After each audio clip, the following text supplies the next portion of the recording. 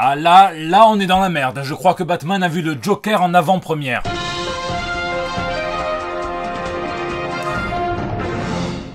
Lui qui était pacifiste et sain d'esprit, je pense que ça l'a un petit peu rendu violent et ils affichent même ça sur des t-shirts, comme on peut le voir sur cette collection spéciale. Enfin ça c'est si c'était pas inspiré de sa toute première apparition dans le Detective Comics numéro 27 en 1939. Désolé, je reste fasciné par ce débat, il ne faut absolument pas faire de film sur le Joker car on va l'idéaliser et puis après on va devenir tous des fous furieux. Je trouve qu'il y a un gros raccourci, que c'est pas du tout évident et du coup je me demande, est-ce qu'il faut idéaliser Batman qui dès sa première apparition jetait un type dans une cuve en disant qu'il avait bien mérité, ou est-ce qu'il faut idéaliser un John Wick qui pour un chiot tue une petite centaine de personnes si on compte que le premier film. Bref, tout ce qui est curseurs moraux, je trouve ça fascinant, je pourrais en parler des heures, mais pas le temps puisque après je dois aller faire mes valises pour vous retrouver au Mangalaxy à Valence où je serai ce week-end pendant 2 jours et où j'espère vous voir nombreux, et 2, ici votre fidèle commis des comics, vous êtes dans l'émission qui fait le tour de l'actu de l'industrie du comic book et de ses dérivés, c'est le 209e JT Comics et tout de suite on passe aux news de la semaine. Dragon. Et je voudrais commencer par adresser un petit message solennel à Sideshow, à Prime One et à tous ces studios, ces fabricants de statues diaboliques. Excusez-moi les gars, ça vous dérange pas trop que j'essaie d'être un adulte, d'assumer mes responsabilités, d'avancer dans la vie en mode épargne, prévoyance et complémentaire santé? Pourquoi vous mettez des statues comme ça sous mon nez? Vous voulez ma ruine? Mais dites-le! Tout droit tiré des pages de Batman Metal, Batou en armure, qui combat un Joker dragon. Alors évidemment c'est magnifiquement beau, c'est magnifiquement cher aussi puisque la statue coûte environ 1600 $. Je vous laisse me dire comment vous la trouvez dans les commentaires et moi on va dire que je vais prendre ça comme un test de mental. Drama. Et cette semaine était pleine de drama entre une autre femme qui accuse Brian Wood d'agression sexuelle, entre cette femme qui accuse Patrick Bruel de ne plus vouloir se faire casser la voix mais plutôt se faire masser le levier. Et j'ai choisi ce clash des égos sur Twitter entre Rob Liefeld, donc le co-créateur de Deadpool avec Fabian Nicieza, et Sean Gordon Murphy, à qui l'on doit le Batman White Knight qui est en pleine expansion chez DC. En gros tout ça intervient après une série de réponses de Rob Liefeld à des gens auxquels il dit que DC c'était mieux avant, et il dit mec, j'ai tous les droits d'exiger des bons comics de DC, un point c'est tout. Pourquoi me demander de baisser mes standards? DC déchiré dans les années 80. Alors on lui dit oui mais DC fait des bons comics, tu ne feras pas dégouliner tes goûts sur les miens, DC ne produit rien qui se rapproche du calibre des comics que je soutenais en grandissant, les Titans, la Légion, Swamp Thing, Camelot 3000, demandez mieux. On lui répond oui mais l'art c'est subjectif, tu génères beaucoup d'animosité dans un domaine qui en déborde déjà. Ridicule, je suis un consommateur, j'ai le droit de demander à un éditeur d'être à la hauteur d'une norme, et toi aussi, ce que tu veux vraiment c'est que je jure fidélité à une marque qui me déçoit? Non. Et là un nouveau joueur entre en jeu, et pas des moindres puisqu'il s'agit de Sean Gordon Murphy, et forcément ça parle de DC, lui il est employé, il lui dit hey Rob, avec tout le respect que je te dois, j'ai grandi en lisant tes comics, il y a une tonne d'honnêtes travailleurs qui se démènent sur les comics d'ici en ce moment, la plupart payés bien moins cher que nous deux. Ne crois-tu pas que tous les tweets d'ici c'est nul maintenant sont un réel manque de respect à leur égard? T'es un héros pour beaucoup d'entre eux, moi y compris. Ce boulot est assez difficile pour qu'on ait besoin d'entendre nos héros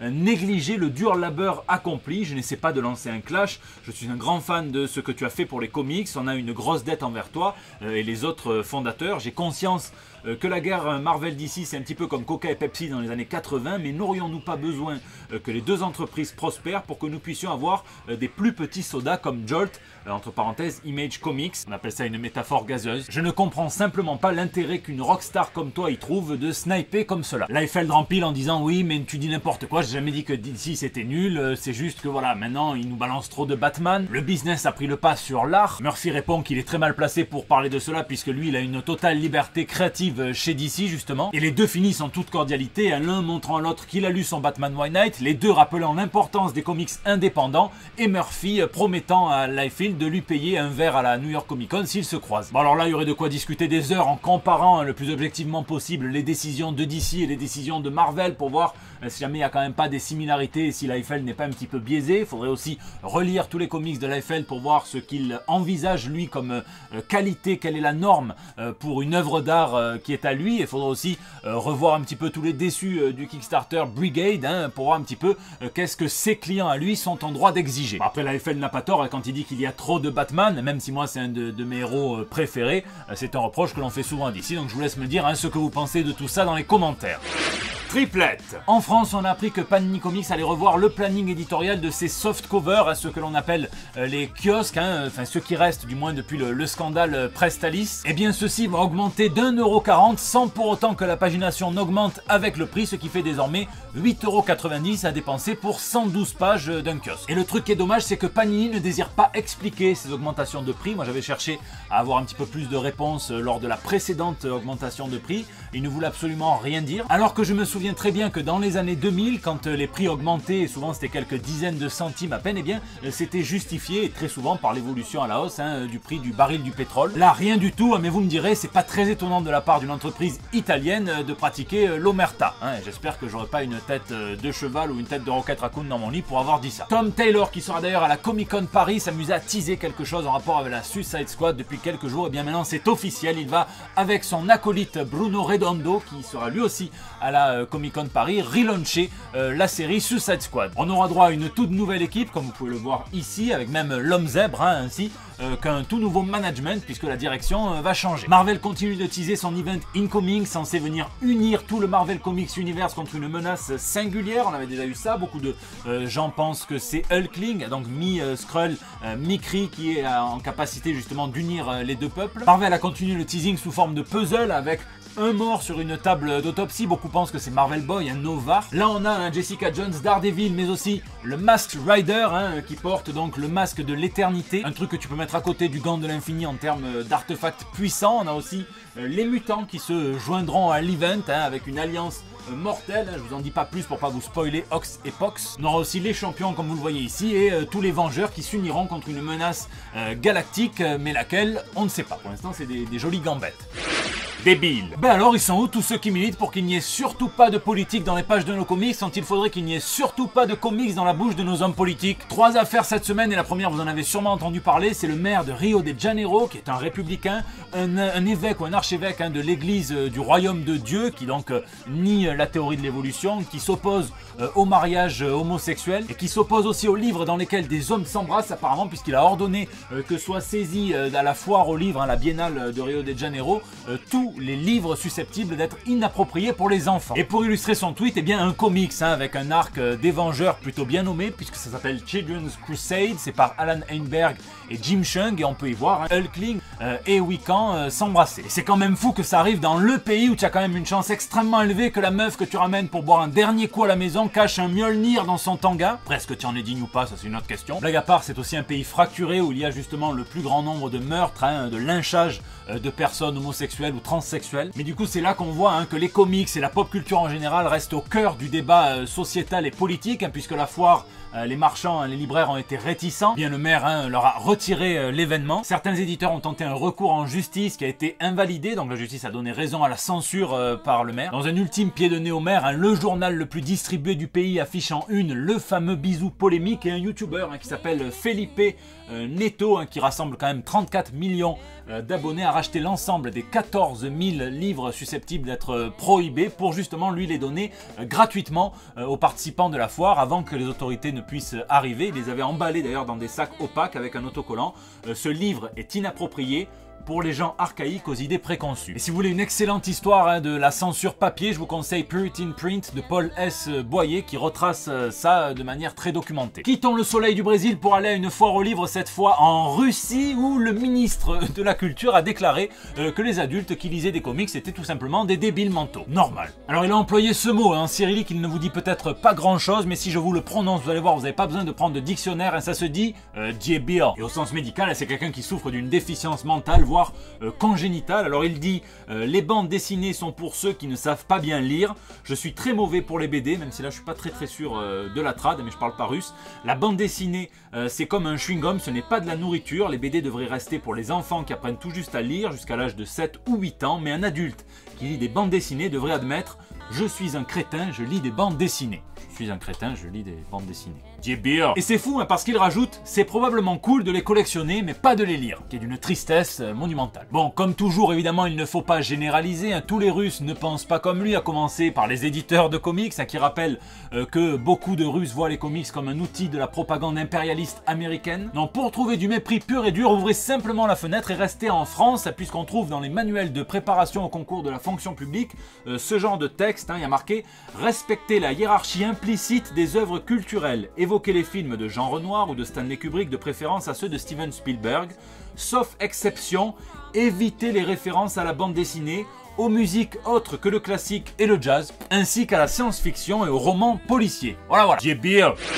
Batman. On parle beaucoup du film Le Joker qui a remporté le Lion d'Or à Venise. Certains, même si j'exagère un peu, hein, disent que c'est une usine à psychopathes en puissance. Même si jamais, je vous assure, j'ai vu Fast and Furious Tokyo Drift et j'ai jamais fait glisser ma 205 rouge dans les parkings souterrains marseillais. Du coup, j'ai l'impression que toute l'excitation du prochain film Batman de Matt Reeves, de Pattinson en Batman, est complètement retombée. Je dis ça parce que la Warner n'a pas encore officialisé ce secret de Polichinelle, alors que Robert Pattinson lui-même a dévoilé quelques informations croustillantes et il a confirmé du coup qu'il aurait le rôle. Mais tout le monde s'en bat les couilles et préfère se disputer à base de oui mais Rihanna elle est noire alors elle peut pas incarner Poison Ivy. Alors que comme disait le grand Martin Luther King, hein, regardez Battleship, il ne faut pas juger les gens sur leur couleur de peau mais plutôt sur le contenu de leur jeu d'acteur. Alors à base de oui mais ils veulent faire un Alfred noir alors pourquoi on ferait pas un Kirikou blanc. Ben voilà, je me suis tellement cogné le menton comme ça en lisant les commentaires sur le Batman noir de la semaine dernière que là je vais passer un petit peu rapidement sur ça, sinon je vais finir par avoir le front de Hellboy. Bon en tout cas Pattinson hein, a déclaré que le rituel du premier essai costume était fou, un petit peu humiliant au début parce qu'ils sont 5 personnes à l'aider à rentrer dedans, mais qu'une fois qu'il le portait, eh bien il se sentait puissant. À propos du film, il a dit que c'était quelque chose qui était tiré d'un comics mais qui avait peu été exploité auparavant. Je vous laisse spéculer. Il a aussi dit que ça faisait un petit moment qu'il courait après Reeves hein, pour avoir le rôle, qu'il était un petit peu furieux quand ça avait fuité, qu'il pensait même que vu le bashing qu'il y avait eu, hein, que ça avait fait un petit peu péter le deal. Et il déclare toujours avoir particulièrement aimé Batman comme super-héros et surtout lui parce qu'il n'avait pas de super pouvoir. Lisez, cette semaine j'ai pas mal de travail mais j'ai quand même lu le Captain Biceps hein, par Zep et par Thébault. Alors au début quand Glénat me l'a proposé j'ai dit non je vois pas trop ce que je pourrais faire pour vous, et puis en fait j'ai regardé la couverture et j'ai vu Hellboy qui fuyait avec une gueule de lâche. Là j'ai dit ouh ça va désacraliser sévère, et effectivement ça désacralise. Alors c'est très adolescent mais c'est très marrant. Je vais pas vous montrer comment ça finit hein, mais je pense que ma mention spéciale elle va à comment est-ce que Captain Biceps gère Sentry. La planche avec Stanley, la planche avec Nudist Man hein, qui finit avec un pain hot dog autour de la tub et dans le royaume de l'homme top, hein, lui il peut dire ça tourne mal très clairement. J'ai aussi beaucoup ri quand Captain Biceps rencontre Thanos hein, qui lui demande vous n'aviez pas un restaurant grec avant ?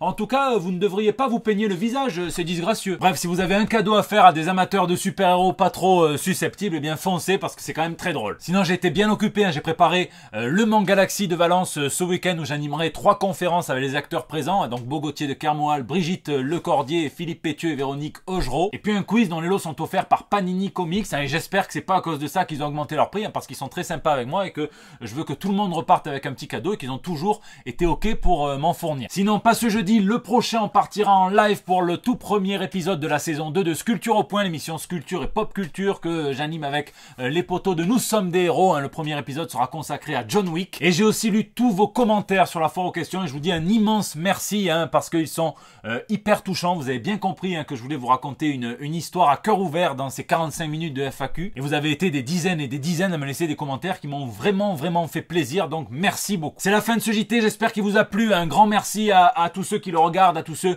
qui le partagent sur Facebook, sur Twitter, qui tweetent, qui retweetent, qui mettent des pouces bleus, qui mettent des commentaires, qui en parlent autour de vous, hein, vous tous. N'hésitez pas d'ailleurs à réagir hein, donc dans les commentaires de YouTube où je réponds à chacun d'entre vous, ou bien sur les réseaux sociaux, sur Facebook, sur Twitter ou sur Instagram, où vous pouvez aussi me laisser vos petits messages pour le bandeau tous les mardis. Voilà, je vous fais des bisous, hein, je vous donne rendez-vous ce week-end si vous êtes valentinois, et sinon, eh bien la semaine prochaine pour des nouvelles toutes fraîches. Oui, la Russie, bonjour, ici le commis des comics, j'appelle parce que j'ai une petite checklist, j'aurais aimé savoir ce que vous en pensiez. Une BD sur le jazz. D'accord, je note. Une BD sur de la musique classique. D'accord. Superman Red Son. D'accord. Le Batman de Kevin Smith. Débile, on est bien d'accord. Là on est bien d'accord. Alors là, J-Beer.